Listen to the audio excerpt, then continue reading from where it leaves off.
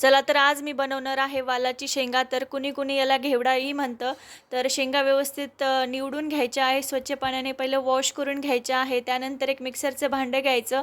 मिरची आणि लसूण छान वाटून घ्यायचा. त्यानंतर शेंगादाणे ॲड करून घ्यायचे. त्यालाही थोडंसं जाडसरच ठेवायचं आहे. त्यानंतर एक कढाई घ्यायची. कढाईमध्ये तेल ॲड करून घ्यायचं. जिरेची फोडणी करून घ्यायची.